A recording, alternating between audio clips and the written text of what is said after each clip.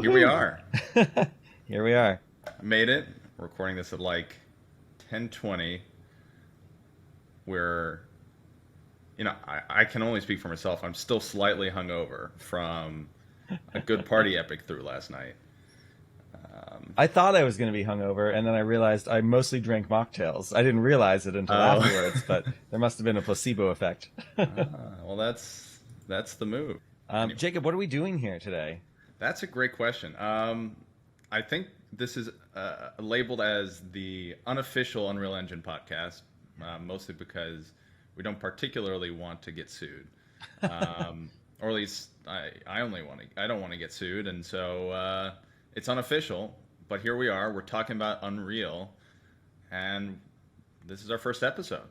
Yeah, I think one thing we're both wondering is why doesn't this already exist? Why hasn't It feels like if you looked on, iTunes or whatever, you should be able to find at least one ongoing Unreal Engine focused podcast that should have existed over the past 15 years, and no such thing can be found. So what do you think is going on? I don't know. I guess people don't like talking about Unreal as much as we do, or maybe they don't yet, right?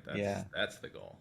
I was wondering this too, and my hypothesis is that because Unreal Engine is primarily a visual medium, of course there's thousands of YouTube channels and all that. So the challenge here, if we want to take it up, is how do you make speaking about Unreal Engine interesting in a primarily audio format? Yeah, I think that is a challenge. I mean, because now we're gonna have to philosophize, right, about Unreal Engine on top of trying to vocalize techniques probably at some point. At some point you're gonna have to teach me how to use some UE5 features, completely verbally, right? It's gonna be one of those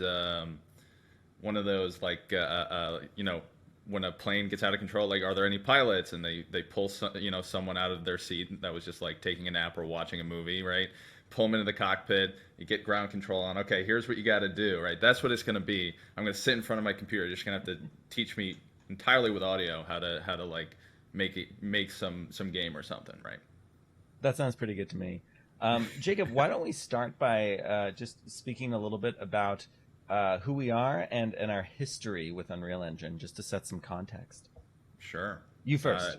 Me first? All right. I mean, I really got into Unreal Engine kind of by accident. It was, for me, I want to say my sophomore year of college. I had finals, and I didn't want to study for them.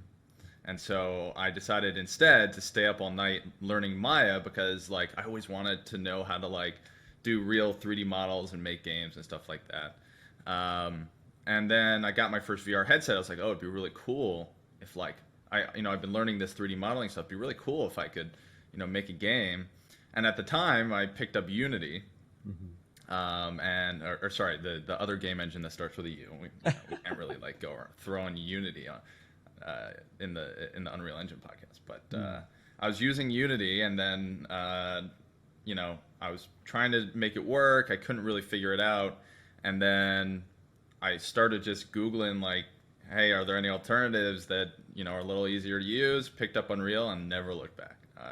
I loved it pretty instantly, just because it's the kind of thing that just lets you jump in and start creating, right? And that's, I think, always been a big goal for Unreal. Is things look good as soon as you jump in, and I was hooked. So I started working with Unreal, and I became essentially a VR developer working in Unreal Engine. I did architectural visualization, and then I want to say a year or two into working at an ArcViz studio, building VR experiences, stuff like that, I decided to become an authorized instructor for Epic. So I, took their tests and did a few demo classes, and eventually I got a call, or really an email, from the team at Epic saying, hey, do you want to come in and teach some classes? I said, sure, that sounds great. And so I moonlit as an instructor for a little bit, but I had a full-time job. So eventually I ran out of time and decided, hey, why don't I just talk about it online instead, right? So that's where I am. That's pretty good. There's a lot of parallels in our stories with one crucial difference. I did not like Unreal Engine the first time I played with it. So a little bit of background, things we share in common, architecture and all that. So when I was in architecture school, I was not great at hand drafting. The entire first year at Syracuse, you had to do everything without a computer. And I had a few professors who were like, Alex, maybe you're not cut out for this. And the problem was primarily that my art background was very like charcoal, sketch, gestural. And whenever I needed to create really clean, nice drawings and models, they'd have like extra glue on them and things weren't looking good. But the moment that I was allowed to touch a computer in my second year, first of all, I liked the fact that in my first year I had to do everything by hand because it forced an internalization of concepts related to like line weight and materiality and all that. But the moment that I was able to use a computer, I found that I could communicate my design intent in a much more clear way. I felt like this whole world had been opened up at first with Rhino and then 3D Studio Max and a few other pieces of software where once I could start adding animations and show all these different design options and modify things on the fly with a professor looking over my shoulder, that kind of real-time workflow got me really excited. And so then I started to wonder, is there any way that I could also make this part of the end user experience, something that's more interactive, something that feels more like a video game? I tried to play with things like, Source Engine, couldn't quite get into that. I used some free real-time software. One was called Quest 3D, which was all node-based, and, you'd literally drag in like 1,000 nodes for each piece of geometry, and it's like, aha, now I've got my model, and you can walk around and turn on the weather. Cool. And I had another one I liked called Aspirient 3D. After I graduated school, started to play more in Unity also. I did find Unity to be pretty intuitive. I was forced to learn it quickly because I got the Oculus Rift DK1 in 2013 and had told my boss, hey, we'd like to play in VR. I think it'd be great for us to visualize all these theaters we're designing inside Unity and make it interactive and be able to let people look around the hall. And he's like, okay, I want to see this in like a week. And once the kit came in, I was like, oh, this doesn't have like software it comes with that just makes it work. I can't like drag my 3ds Max model into, VR and just have it appear. So I had to very quickly learn, game optimization and what draw calls were and C#, actually JavaScript first, then C# to code everything in Unity. But I was pretty happy with how quickly I was able to get everything working in there. But after, designing a lot of Unity experiences over the years, I found that there were a lot of requests in architecture for something that felt more polished, more photorealistic. And to be clear, you absolutely can do those things in Unity. It just didn't come as naturally to me. And I kept hearing people say, oh, if that's the goal, maybe try Unreal. Right. But when I first started trying to use Unreal Engine, I found that when I was importing my models into it, they were taking forever and they were crashing. Like I'd take a little Revit file that maybe wasn't even that big. It might be like a 400 megabyte Revit file, which in Revit world is nothing. And it would like load in Unreal for a really long time and Unreal would crash, or it would be in there and it just wouldn't run well. It wouldn't be smooth. I didn't find the Unreal Engine interface intuitive at first. I spent a lot of time just trying to understand how to find the buttons I was looking for. But then, so that was like Unreal 4.1 or something like that. But then around 2017, Unreal Engine acquired the tools for something that later became called Datasmith. And that, of course, was a very robust and intuitive way to import data into Unreal Engine. And I started to play around with it a little bit more, and I was doing a big real estate project and thought like, oh, this actually might be where I want to be for this project inside Unreal Engine. And I was doing Unity versus Unreal Engine tests. I was on the forums in Unreal Engine asking some questions about Datasmith, and someone named Ken Pimentel over at Epic Games was like, hey, these are really cool in the forums. He said, do you want to speak at Autodesk University 2017 about your experience using Unreal Engine so far? And I thought, oh, that'd be great.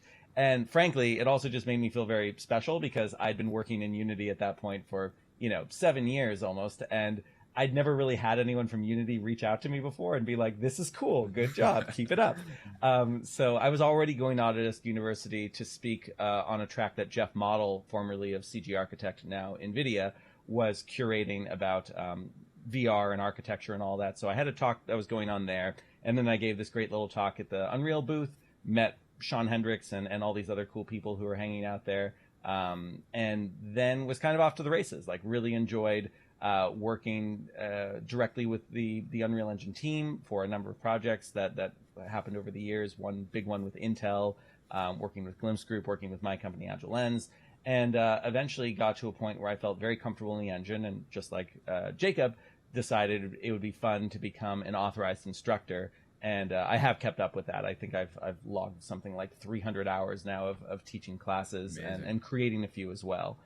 So it's been a blast, and I love the engine a lot. Nowadays doing a lot with, in addition to architecture, live performance, cloud streaming, which of course we'll talk more about. Pixel streaming's a wonderful thing with Unreal, and very excited about the future. Yeah, that's a good story, that's for sure. So taking a step back though, Alex, I think you're the most fit for this question, which is like, let's pretend someone listening to this has no clue what we've said up to this point. What is Unreal Engine? Like, what is Unreal Engine, right? I like the notion that someone has been listening this far and is still to an Unreal Engine podcast and doesn't know what it is yet. I hope at some point they'll define Unreal Engine. Yeah, Unreal Engine is, I hate to call it a gaming engine, but that's the simplest way to describe it. It's a real-time platform for taking 3D data and visualizing it and interacting with it. And it can work on all sorts of different devices. It can work on computers. It can work in VR headsets. It can work on mobile phones. And, anyone who's played a video game understands what it's like to move through a world or an environment and click a button and have something happen. But what's happened over the past 10, 15 years is more and more of that technology is being repurposed across other industries. So you see things in architecture and automotive and manufacturing and training and education, where the goal isn't necessarily to just have fun, but to actually teach people in a more meaningful way than just rote memorization or having someone lecture at you. Yeah, that's a pretty good good answer. I think that the only thing that's I would add is that Unreal Engine is like everything and nothing, right? In the sense that like you can do absolutely anything with Unreal Engine. Yeah. But it's also like at the end of the day, it's entirely up to you. So like just like any artistic medium, right? You jump into this and you're just like hit with all these tools, like all this amazing stuff that you can work with, but like it's still just like a generator for your ideas, right? Yeah. And so what's happened is that, yeah, like you said, the gaming industry built this because there was unique technology that they had developed to create real-time graphics that looked great and did all this other stuff. And then people started to have new ideas and started to find like different ways of using the engine, like your story with architecture school and stuff like that. And I think today it's so much more like than a game engine, of course, and it's just become this kind of feeder for people to come in and all of a sudden just like express themselves in some like unique, fascinating way. I remember the first time like I loaded myself into with a VR headset into a world that like I had built in Unreal Engine, and how like surreal that was, having like seen it on my screen and then like kind of understood it to some extent, kind of understood the tools probably at a pretty basic level at that point, and then jumping into it, all of a sudden it was all around me, right? So it was everything, like it has everything I could possibly want, and yet it's still completely like up to me to figure out what it could be used for. So like tons of people are out there doing so much amazing work inside of Unreal Engine, everything from like simulation to theater, like you're doing, and then everywhere in between. But I mean, it's just been incredible to watch, to be honest. Like how many new use cases for Unreal Engine people are thinking of these days. Yeah, and to echo your point, the wonderful and terrifying thing about Unreal Engine is that kind of infinite possibility. I think for those of us that have been using the engine for a while now, the longer you spend in there, the more you realize how little you actually know, because there's so much. Exactly. Yeah, I've seen people who go on a deep dive on a particular topic for a day. They're like, I really want to know the best way to handle Niagara particles for AR in Unreal Engine. And, after that day, they are like a subject matter expert on that. They have learned everything that everyone in the world has ever done with that, and they know the most about it. And that's kind of cool. You can become like the 100%. foremost expert on a topic pretty quick. But the downside is then you know the most about it, and then, oh, wait, what do I do if I run into a problem? There aren't a lot of people in the world who have tried this. So, it's a great community. A lot of people try to help each other, but sometimes you're paving new ground, and you just don't know what to do. Yeah, I remember a few years ago when, Unreal wasn't quite as like cool kid on the block as it is today. Yeah. Trying to like find answers online for stuff was just almost impossible in some cases. Like if you were doing anything outside of like very straight and narrow video game stuff, you wouldn't find it, but you might find like a search about Unity and then kind of be like, oh, I don't know what that term means, and you'll start like looking through the Unreal documentation. Like the number of hours we've probably collectively spent looking through Unreal documentation is probably absurd. But yeah, it's changing so much. So I think one of the big things that's on everyone's mind is the big major, version update to Unreal 5, right? How do you think that's made an impact in terms of bringing Unreal to more use cases, and generating more ideas? Yeah, it's a great question. And something I've really appreciated about Epic over the years is when there's something new coming out, they tend to, first of all, showcase it early, and then they release it early. They don't feel like they need to have everything polished and super stable, for better or for worse, when it comes out, which means that they can do something like release, that Matrix demo that first came out, I think, on just Xbox and PS5. And then, a few months later say, oh, here's the 150 gigabyte like source version of that. You can open this up, play with it, do whatever you want. And there's a lot of that kind of stuff they've done over the years where it's like, here's a getting starting point. I mean, for Unreal Engine 5, for anyone who doesn't know, Unreal Engine 5 only released officially, I think back in like March, but they did a early access release of it, a year ago or a year before that. So there's always this kind of idea of, hey, this stuff isn't quite stable yet. It might crash, it might break, but give it a try. Have some fun. See if this is a workflow you want to start to understand. And of course, what's wonderful about Unreal Engine 5 is there's some pretty unprecedented advancements in there, such as Lumen, which is a real-time global illumination system that allows for movable lights. You don't have to worry about baking as much anymore. You can get great performance with real-time lighting and shadows. Also uses virtual shadow maps.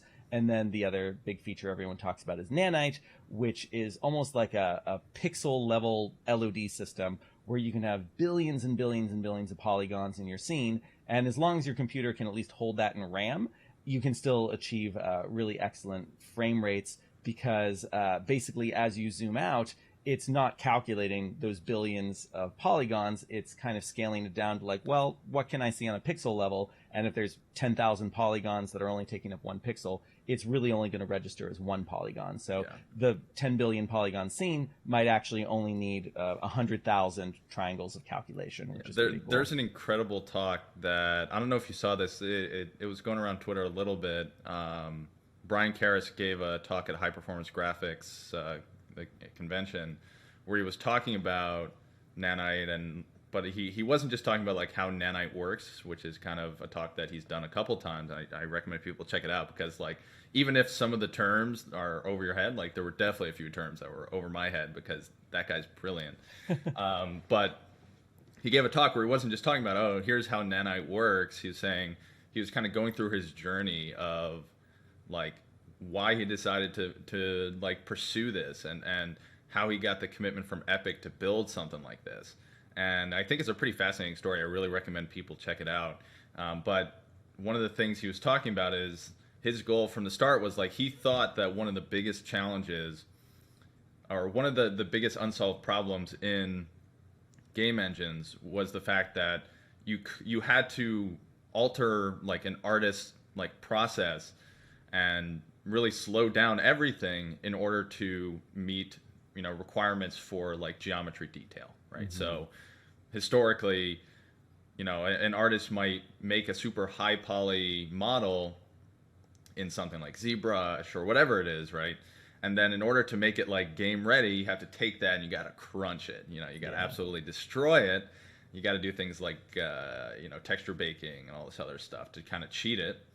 And at the end of the day, like the artist might not be happy with that, right? Like the artist might not enjoy that. And I think the unanimous decision is that like the majority of an artist's time in games is spent like simplifying assets, and that's just like that makes no sense, right? It's a drag. And he also mentioned that apparently studios just really don't keep around high poly assets because they're not useful, and so when they go to make the next game, they can't reuse it because like people have different expectations for graphics at that point, right? So they have to go and like remake all these models. So you're saying that like that motivated him to say, man, there has to be a solution for this.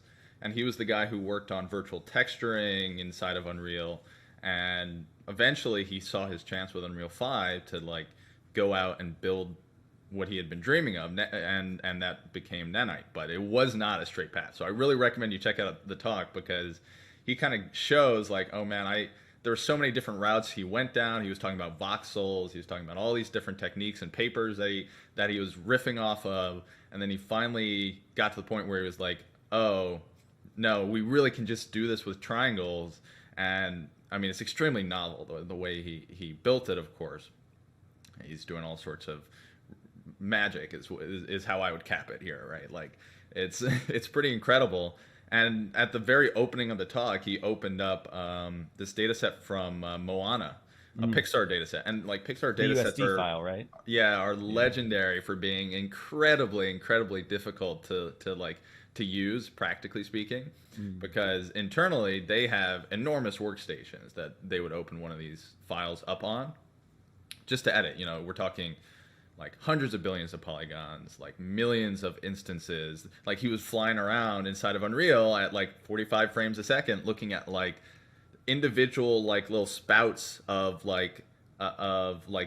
grass or like mold on rocks, like or like individual pebbles like the size of like grains of sand, and all of that was just running, right? And I mean that's really just incredible. The fact that like so much can be done today that was impossible just because he was committed to like fixing this challenge. Jacob, is this podcast going to have show notes? Can we put some links in the show notes? Yeah, I don't see why not. Like I think we'll probably upload this to a few places, including YouTube. Sure. So like check a description. I don't know. Check a little like we'll post it somewhere.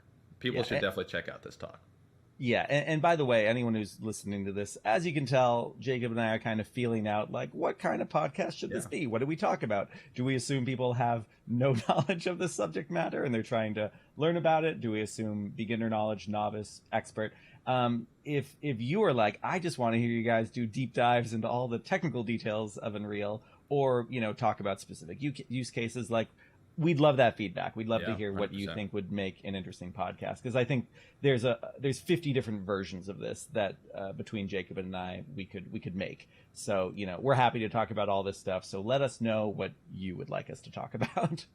Definitely. I think I told Alex that I would just be talking about Unreal anyways, so like we might as well record it, right? Yeah. But we can definitely take it a dozen different routes. So definitely leave some feedback for us. We'd love to hear it. Yeah, that's very this generation. I was gonna say what's the latest generation called? But the idea of like, why bother doing something if it's not also going to be recorded and broadcast to the public? Right, exactly. Yeah, we gotta get our fix of content creation, right? I mean, I don't have an outlet right now. You're pretty active on Twitter. I feel like you kind of have your outlet for talking to the world, like. How did you start getting active in like Unreal Engine Twitter? Like, how did that happen? Ooh, that's a good question. Yeah, I was not an active Twitter user for a very long time. I think I created my account in 2008, 2009, and was like, oh, you only have 140 characters? There's no way to express yourself here.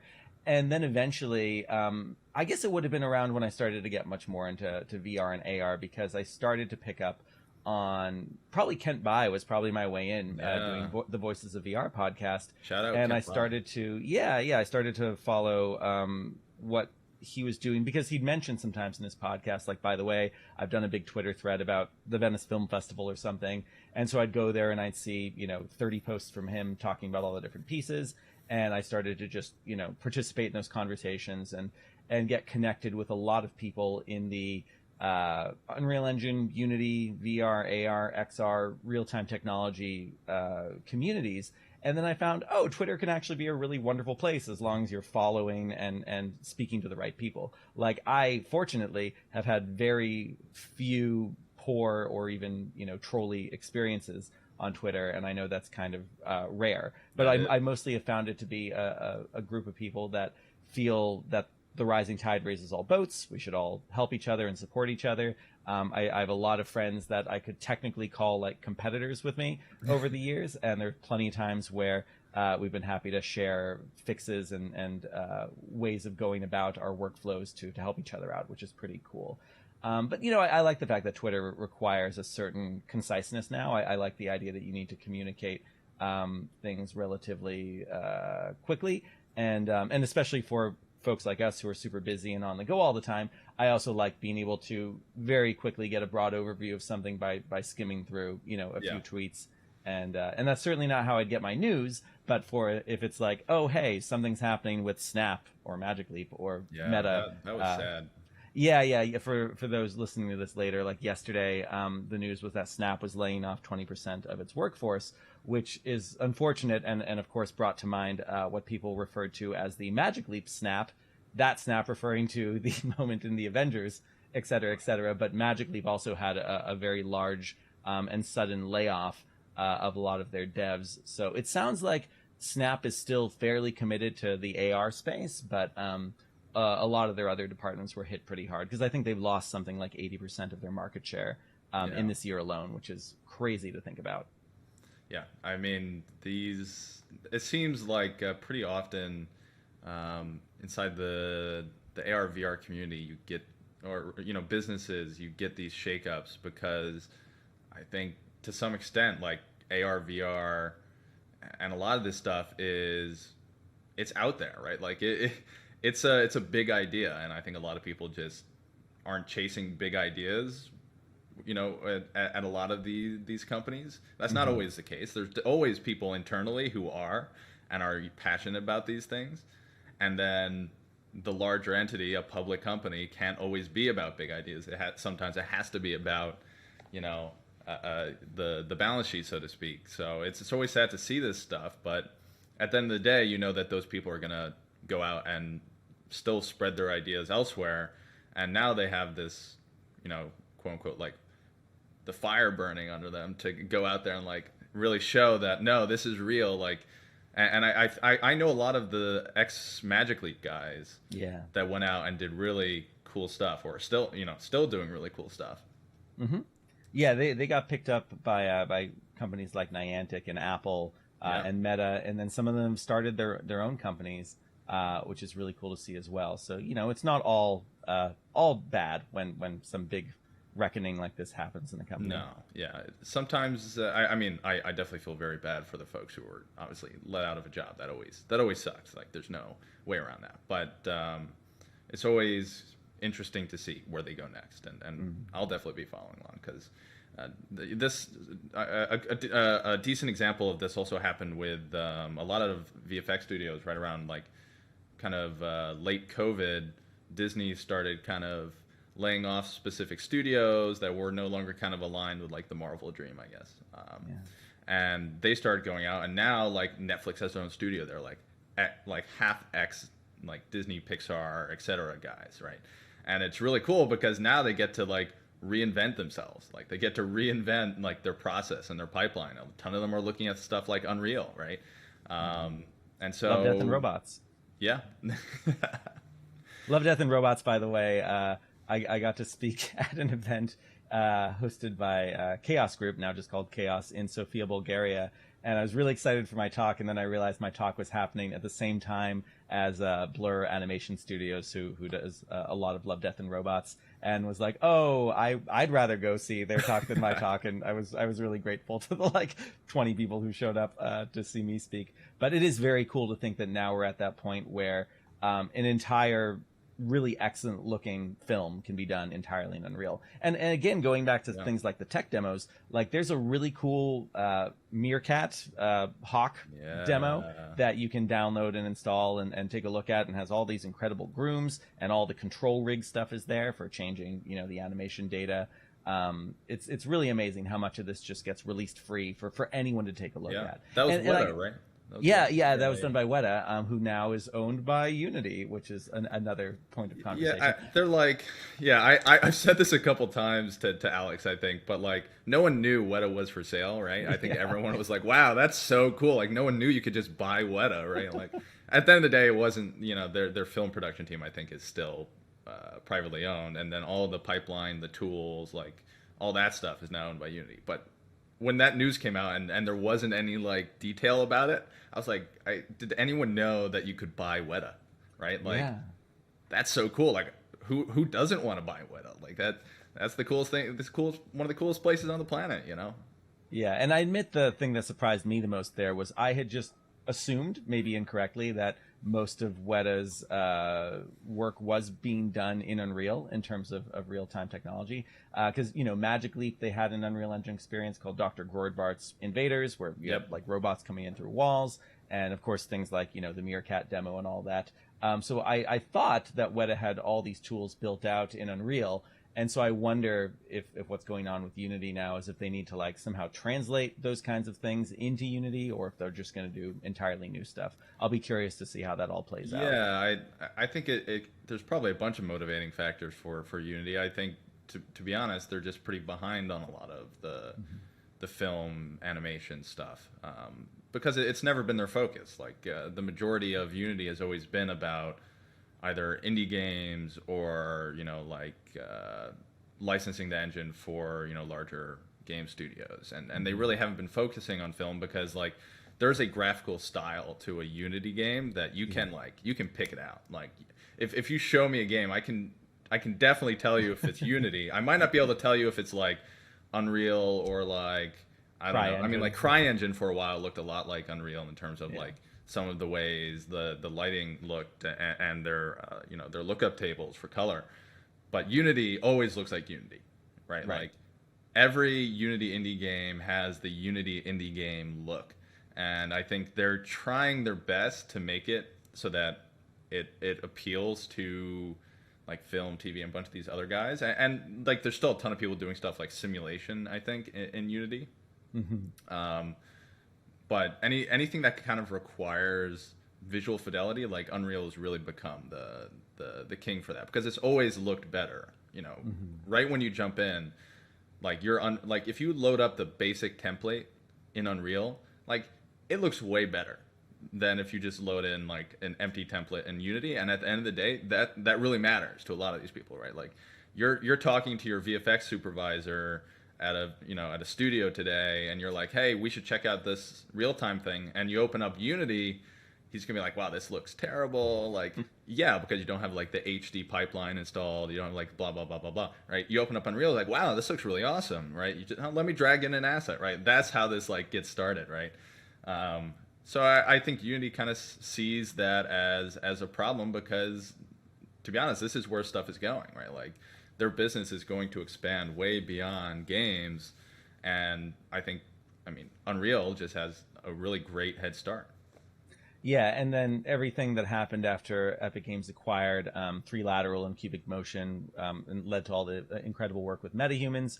You see Unity kind of making a parallel move, acquiring Zivo Dynamics and the really excellent like facial animation and digital human work being done over there. So, I want that competition. I want there to be an arms race here. Yeah. One of the saddest things in VR has been that it's really just been a space owned by Meta. There's competitors out there like HTC and Pico and the Valve Index, but they're not really competitors because none of them can hit a $300 or now $400 price point for a VR headset. It seemed like Google was going to be there for a while. On my shelf over here, I have the Mirage Solo 6DoF dev kit that was around for a bit, it's basically a Quest 1.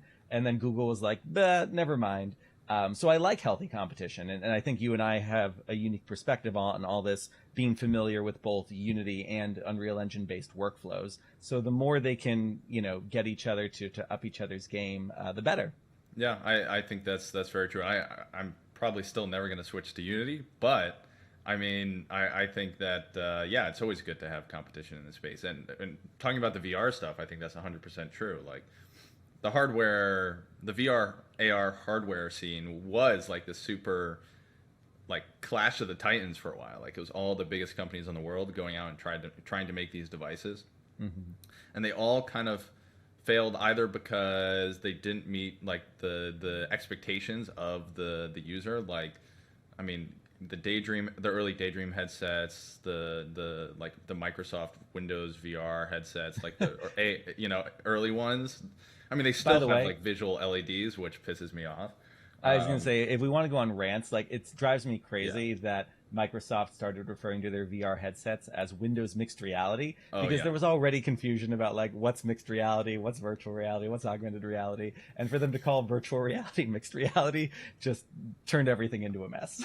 It was, I mean, it's always, but all these guys just kind of fought at it, and then I guess the only people that were willing to kind of stick it out was Meta, or I guess Oculus at the time. And I think we could talk a long time about how upset we are about the Oculus to Meta transition. I mean, Oculus was like, there's still people like who say, do you have any Oculuses, like plural, because they're talking about VR headsets, right? Like, that brand was great. Everyone loved it.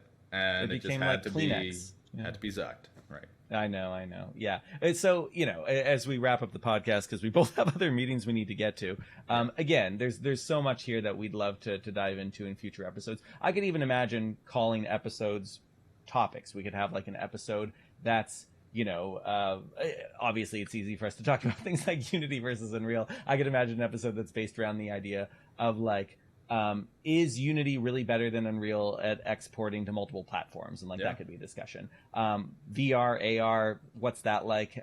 What are those workflows like right now? I'm doing a lot of tests with Unreal 5.1 at the moment, because Unreal Engine 5, that release was more tailored toward gaming and not as much necessarily towards enterprise or architecture or even VR or AR. So that doesn't support Lumen or Nanite. In fact, that hurts the VFX industry as well, because nothing with stereo or end display or any kind of IC VFX stuff works with Lumen and Nanite yet.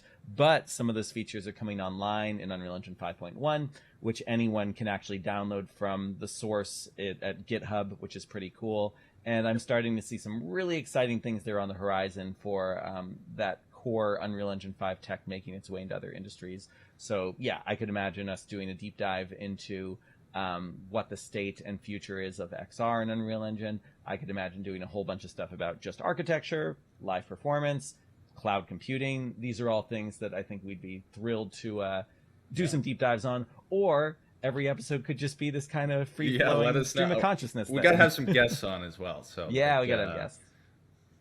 I mean, we got to have some guests to come on and talk about some of these topics. So definitely throw down some ideas wherever you're listening, watching, whatever it is, and let us know what you want to chat about, because we can just talk about this stuff. That's for sure. I think we have to do an episode just about 5.1 too. I think we got to just like go through the feature list and just nerd out over the different features they're adding. Yeah. Just scroll through the roadmap and say, "Oh, cool, Strata materials." That's cool. Yeah. Wow. That's what I do. That's what I do in my spare time. Is I talk to myself about Unreal Engine 5. Like 5.1, right? I talk to my 5 and 7-year-old about it, and they go, "What's that?" Oh, that's cool. And they go, "Oh, well, let me tell you, it's very exciting." All right. Well, thank you for listening, watching, whatever you're doing. And please give us some feedback. Let us know what you like, what you didn't like. And we'll talk to you soon. The experiment continues. There you go.